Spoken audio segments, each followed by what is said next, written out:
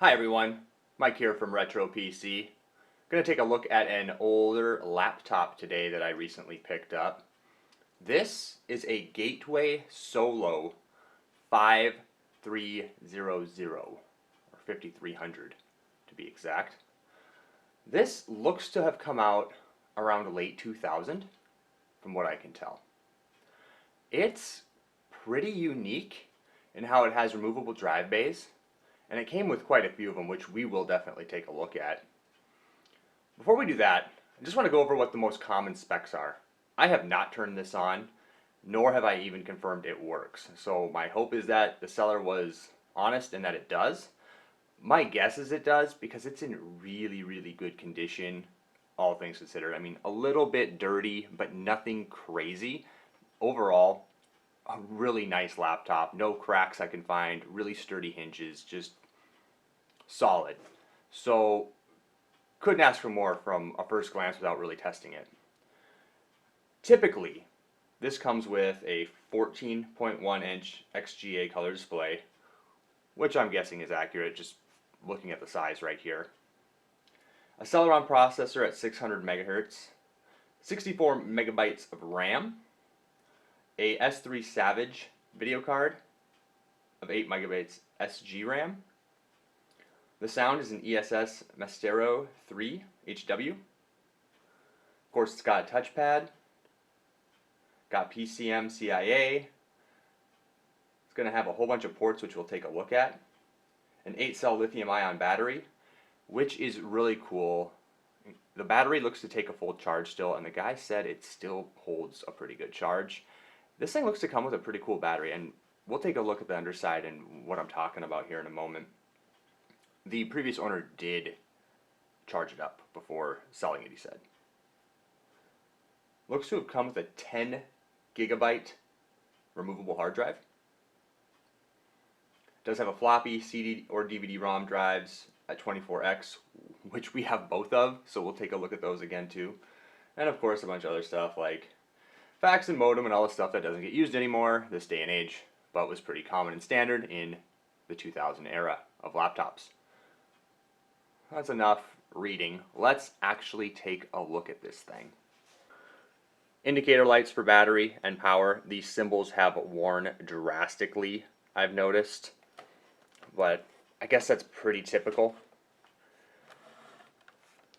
Got a fan port here which is a little bit dirty. It might be worth cracking this open and cleaning that up. So I may do that later. I'm not going to do that today though. We have headphone, microphone, and what looks to be some sort of, I don't know, stereo surround or something. I honestly am not too sure what this is. Anyway, it's there. Dial up, of course, and then your Ethernet. And then there's the PCMCIA slot right there. On the back, this does come with USB, which is awesome. And this looks to actually be USB 2.0, just judging from the color. Serial port, which I'm noticing is missing one of its screw hinges, but that's alright. VGA. Some sort of docking port here, serial port, and then it looks like video, from what I can tell. And then, of course, PS2, the very end there. Over here we have the CD drive in right now. And what's cool about this is it's easily removable from the bottom. And this is where things get really cool, is you'll see down here, this is the battery, and you can push to see how charged it is, and it's pretty charged, which is awesome. Easily removable battery, easily removable drive bay, and we'll do all that as well.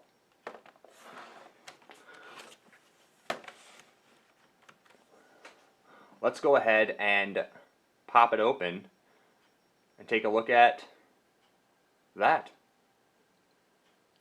So here it is, the Gateway Solo 5300.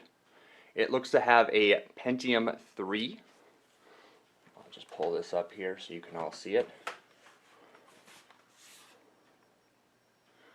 A very small little touchpad. Microphone is actually right here. Those lights that show battery and power actually have better looking symbols on the inside. They're fully just visible there, which is kind of nice. Keyboard looks great, is solid, a little gummy. I think it's just probably because it's not the best keyboard in the world.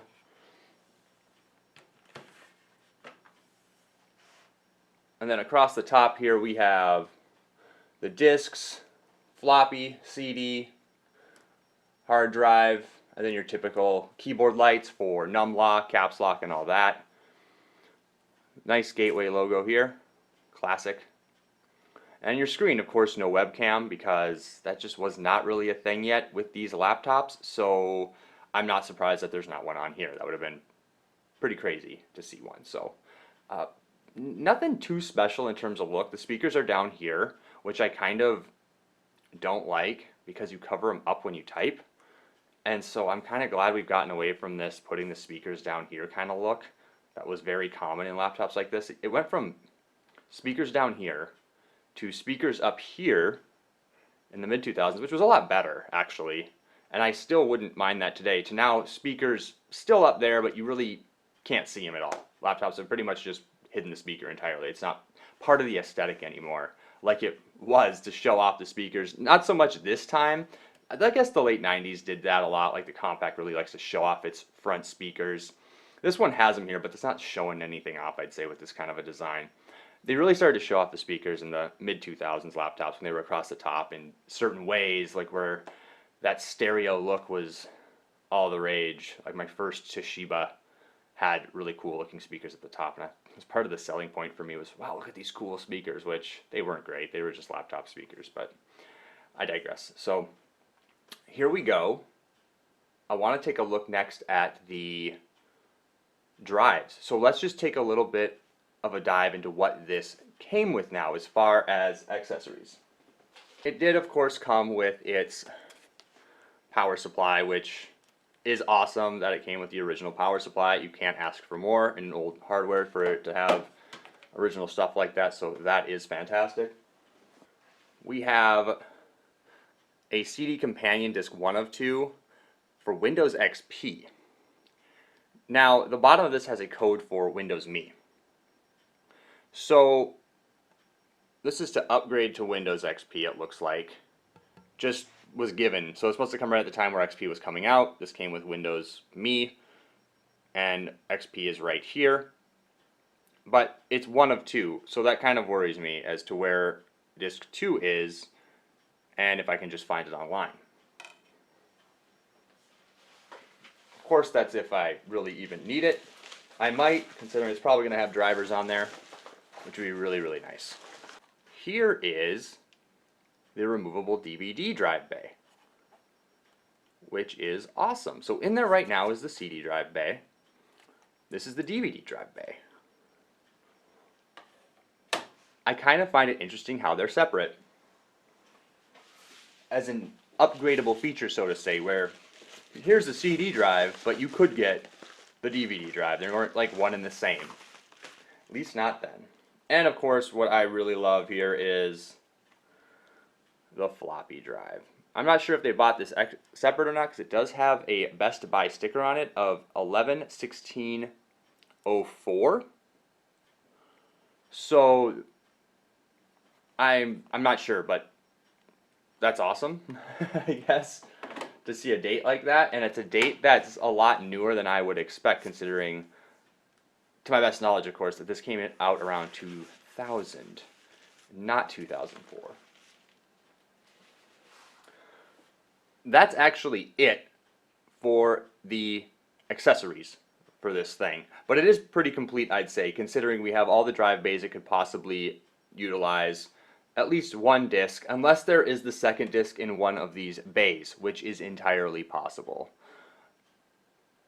I'm going to take a look now and flip this around and kind of show you how the drive bays come out, just so you can get an idea of how easy it is to flip these things in and out, which I find even today is just really cool on a laptop. So let's take a look at that next. So popping the drive bay out is pretty easy. It has a little lip right here. What you do is you just pop this button this way and pull. That is it. Simple release switch, pops the drive right out. So this does look to have a defective sticker on it. The person's name's right here, which is why my finger's covering it up. And I don't want to give that away for the sake of their privacy. But that's not good. It must mean there's something wrong with this. And that was not mentioned to me at the time of purchase, so we'll see if it works. So I popped the DVD drive open using the simple pop hole here. I don't know what you call those, but we'll call it the pop hole. It's got nothing in it, but it looks good. It does confirm that the second companion disc is not in here.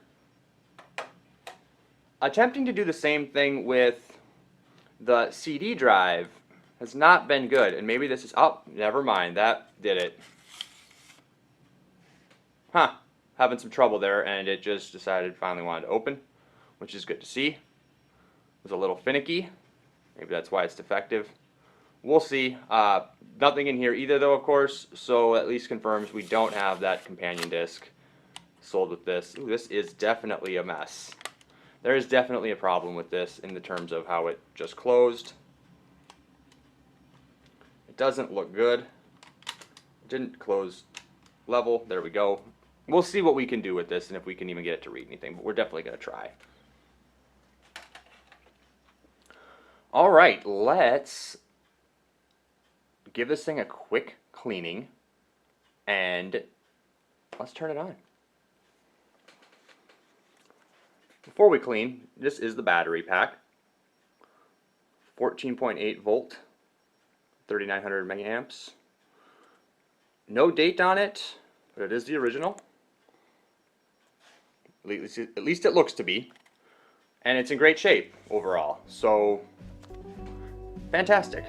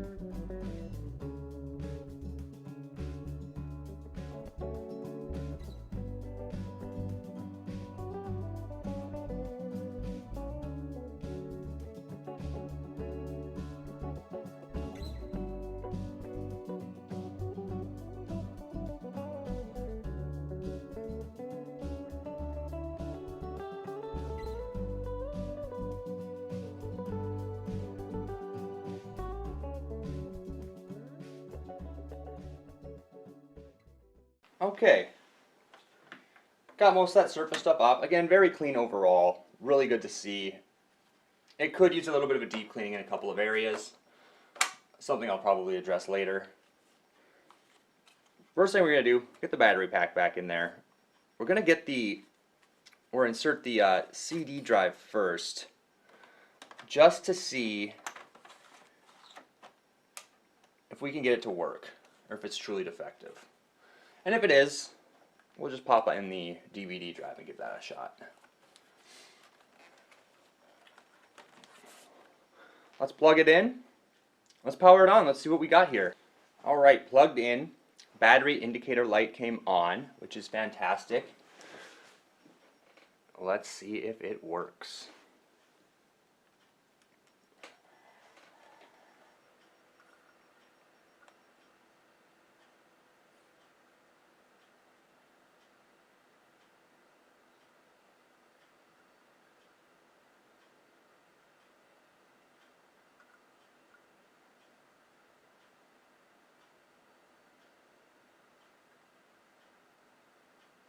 So we do see an error regarding previous boot, date and time,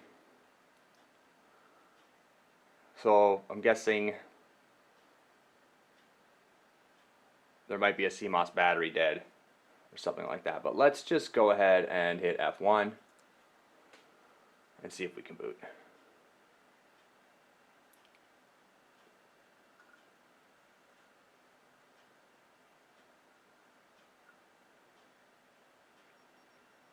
And it looks like we are running good old Windows XP.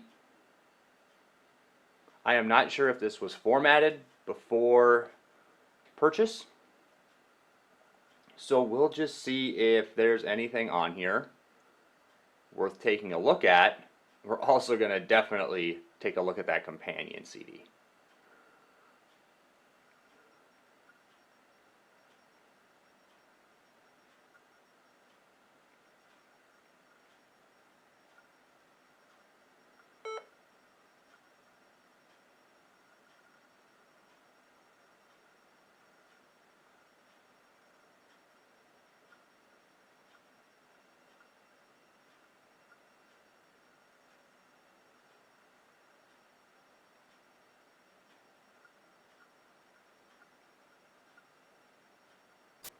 Well, folks, it's been quite a while, and we're still not locked up, but loading Windows XP ever so slowly.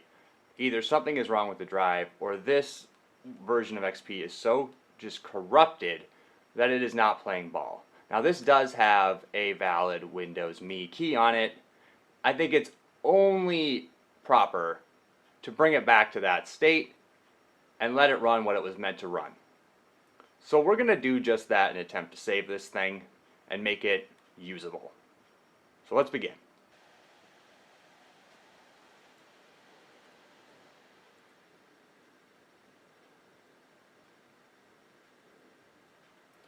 Interesting, it has Windows 98 Windows Me as the installed OS here.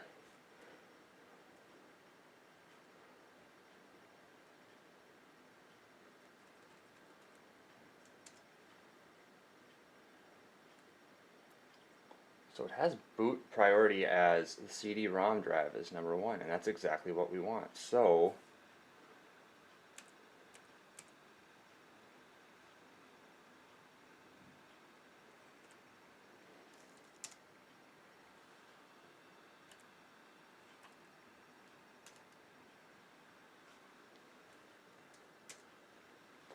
let's see if it does just that.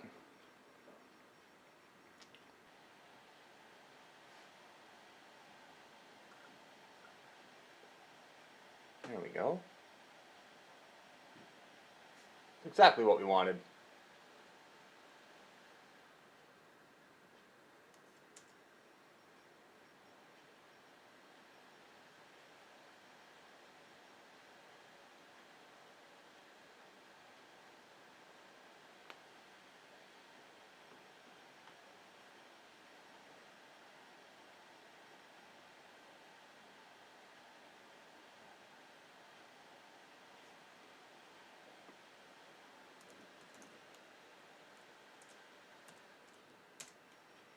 Oops.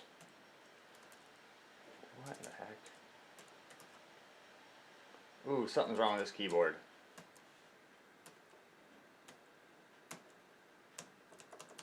Oh no, S doesn't register.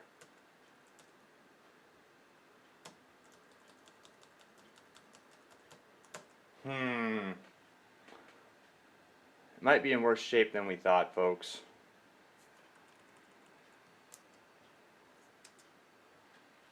Looks like we're missing A as well.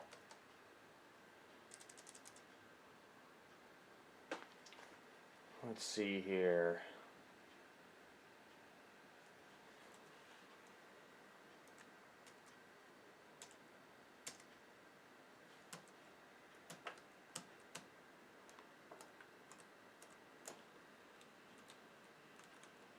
So Q doesn't work either. A lot of keys not working. This is kind of bizarre.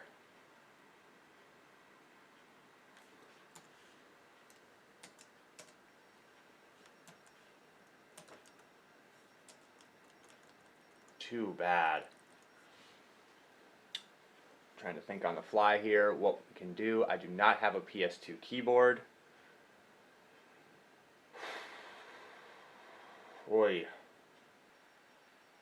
So Windows Me didn't work out because there's a bit of a problem with the keyboard, and I cannot tell if it is actually the keyboard or there's just something weird going on.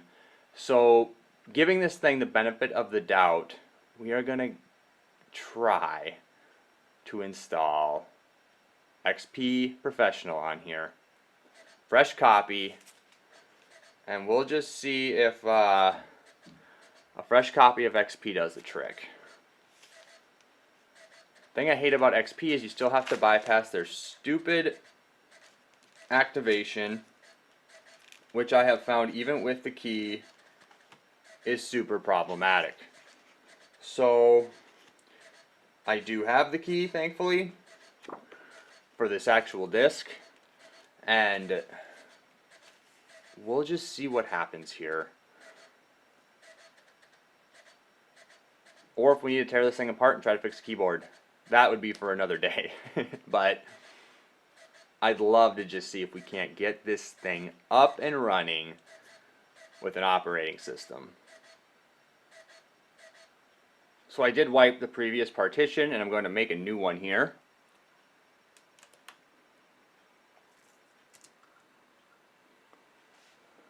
That'll be the next project on the list, is having this thing hopefully installed to the partition correctly.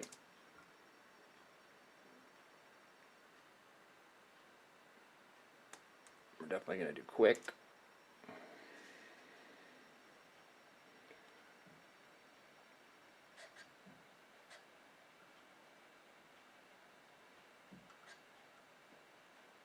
Hopefully this is what this thing needs, is a good clean partition on the drive and a fresh install of the operating system.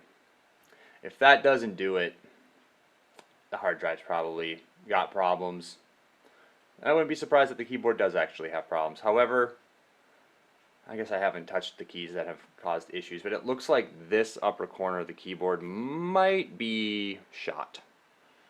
So far everything's going well, a little slow, but we are installing devices right now with the Windows XP, and we're at about 36 minutes. Of course, I find that timing is usually off, and it'll probably be a lot less. So we'll let this run through, install Windows and finalize, and we'll take a look at it here once it's up and running and see if we have a working computer. Alright, we've made some significant progress here. So let's give this a try and see where we end up. That keyboard is definitely broken, so we basically confirmed that. Something definitely spilled on this laptop back in the day, and it was not reported to me. That's exactly what's going on here, is we have a keyboard that is just dead.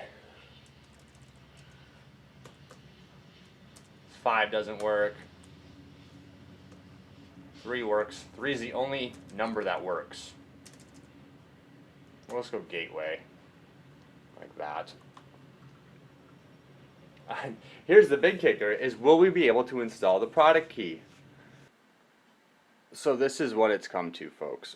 I am literally switching between 3 variations of the English QWERTY keyboard for US, regular, what we're all used to.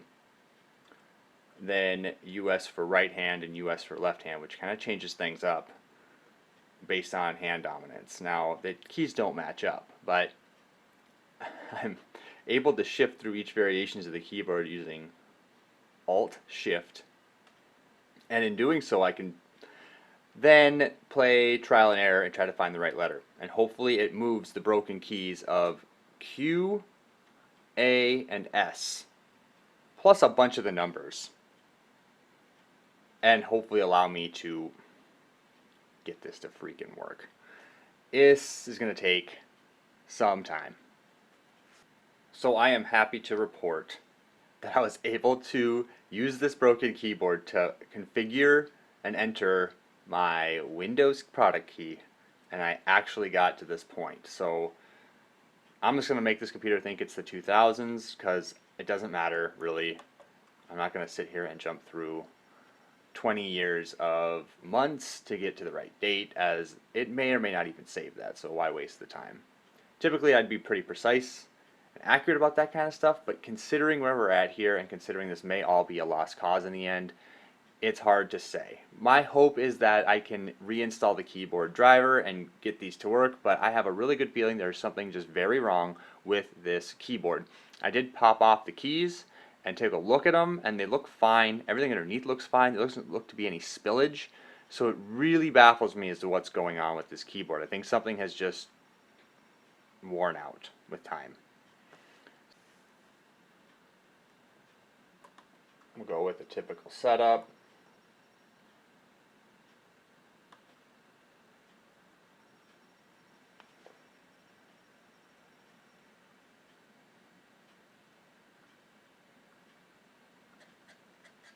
Alright, install is complete.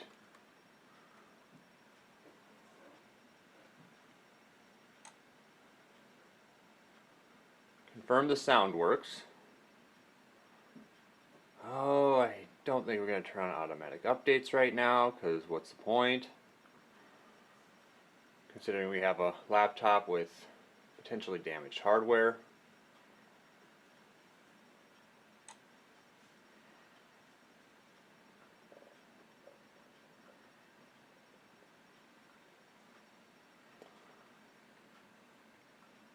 We'll just skip this.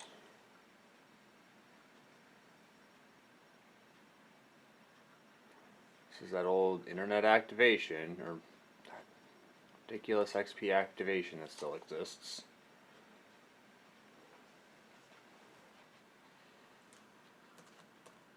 I'm just going to call it, because we're limited keys here.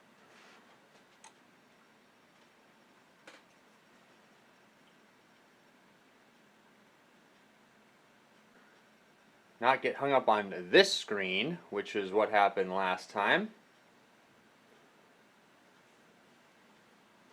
The hard drive looks okay from what I can tell, so there we go. That's a good sign. No weird noises or nothing coming from the hard drive. That DVD drive definitely doesn't sound great, but I think it just might be its age. I'm not sure. I can't even say that. I have other laptops with DVD drives and they do not make noises like that. So there we go.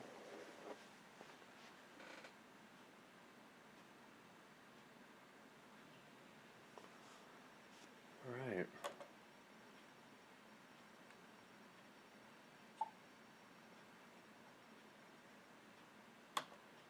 So the good news is now with the on-screen keyboard, at least we have a keyboard to get us through anything that might become problematic, obviously being the lack of functionality with our keys. So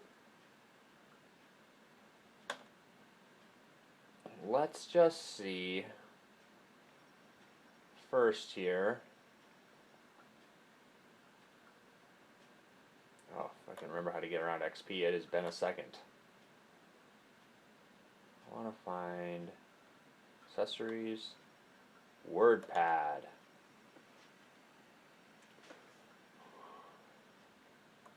So we can easily type Q, A, and S here. Ever since I took this key apart, A, it has been really gummy.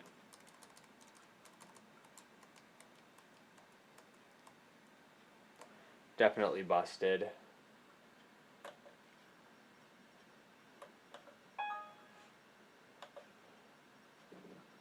This really doesn't make me want to do much with it. I really don't care to take this apart. It seems to run pretty good though. It's just a shame that the keyboard's in the state that it's in. One thing I do want to take a look at though is this guy. Just see what it's all about. Since we have a fresh copy of XP, there's obviously nothing on XP that hasn't been shown a bajillion times. Nothing special on here, no special programs from the past user since we had to wipe it. But it did bring it back to life, which is a start. Knowing myself, I probably will end up taking this apart, and because I won't be able to help myself, and see if I can just see if there's anything obvious with this keyboard, any type of cleaning that can be done. My guess is there's not. My guess is something has just destroyed this keyboard, or maybe it's just a bad connection, but I doubt it. Alright. This CD contains upgraded hardware, drivers, and software applications, and is only for use with Windows XP operating system. The Windows, I missed that word. Well, using computers, select the appropriate tab. Okay, cool. So let's see what they give us here. Let's see if we can expand this. We definitely cannot. There's definitely an update option if you have access to the internet, which currently we do not, but we could. Maybe that's something we should do. You know what? Let's get this sucker online. Welcome. So I have this hooked up via Ethernet, and I think that did the trick. So let's just for fun run the upgrade companions update. Definitely probably nothing here. Well, maybe I'm wrong. Something is happening and it is downloading files which I did not expect. So if it's really pulling something from the web, that's absolutely amazing. This is also going to give us the opportunity to activate Windows Online, hopefully. I have been able to do it in the recent past. I'm not sure if I still can, but believe it or not, the dial-in activation works. At least it did 6 months ago. I think it was the last I did it with a computer. It was a Dell XPS that I had acquired. So I gave it about 10 minutes, and it's of course not doing anything. It's just says it's updating and downloading, but I highly doubt it is. There's just nothing happening there. So we'll forget that, but it was worth a shot for fun. So we got some let's see here. I mean, there's Internet America Online 6.0, some phone tools, one tough computer cop. One thing I see here is the optional multifunction keyboard. Now I am very certain this keyboard needs to be replaced. And yeah, it's probably something I'm gonna do, as it's worthless without a fully functioning keyboard. Let's get this and just see if there's any changes in terms of really anything. And I don't think this is what we want. Oh yeah, this is not what we want, because we don't have those buttons. We have none of those buttons, so cancel that. So the optional multifunction keyboard is definitely not what we want. Let's just see if there's anything else on this disk we'd want to take. The Synaptics touchpad might be worth it. Roxio Easy CD Creator, that's kind of cool. Wallpaper for Windows XP. HelpSpot, PC, a lot of junk. Music Match 6.1. We do want this. That's the sound.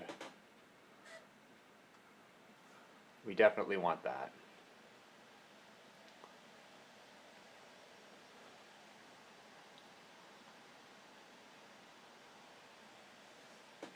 And as you can see, it runs pretty good, all things considered, with the fresh install of Windows XP compared to the fact that it wouldn't even boot. I'm sure it would have eventually, maybe. It does read pretty slowly from the DVD drive. It did take quite a while to get XP on here, but we did it within an hour. It had done it. So not the fastest XP install I've ever done. That's for sure.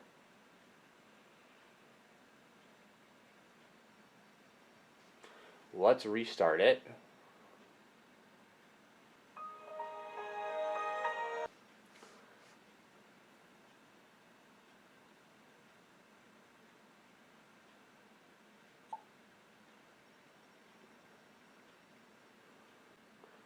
Yeah, there is no antivirus, but we don't care.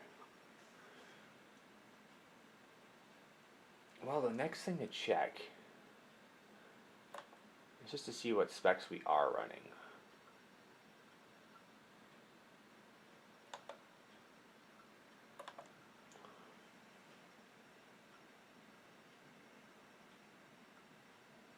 So we have a Pentium 3 processor, 128 megabytes of RAM,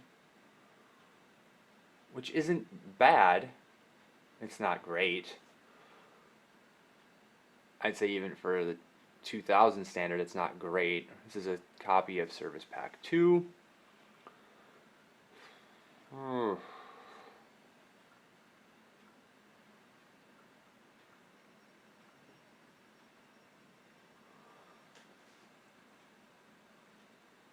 So one thing to check here is the keyboard.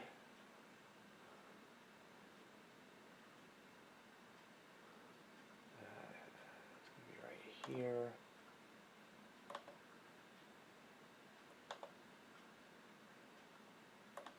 Just see if there's an update for it.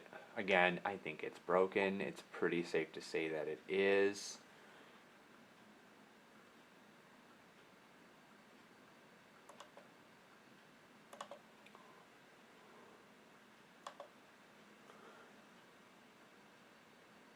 I highly doubt this would fix anything.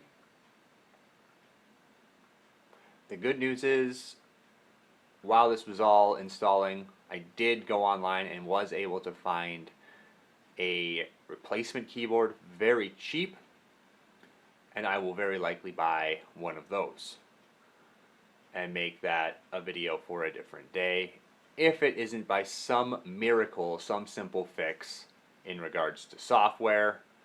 But it really just doesn't make any sense. I mean, why would the number keys across the top there not work at all? And just a couple of letters. It's just, yeah, nothing's better than what they already have. Didn't think there would be. One thing I want to do is uninstall this.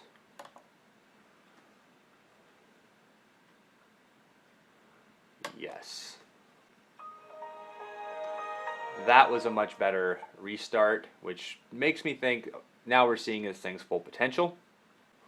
Let's see if we have any keyboard. We do. We do. Nope. But we have the same problems. Shift work. Shift works.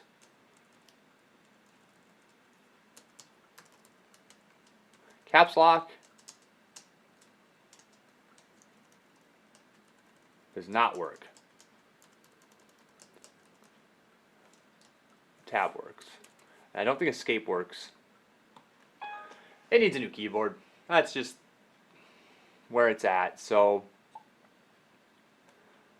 at this point, I think that's where I'll leave it. We'll definitely restart this now. I am hopeful for this thing. I think it will be a pretty cool PC once I get it repaired and up and running and see what it can play. Get some games on this and hopefully make it a really good retro gaming laptop for someone else. Thanks for watching.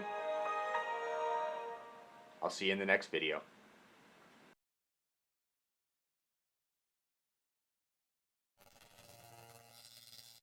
Goodbye.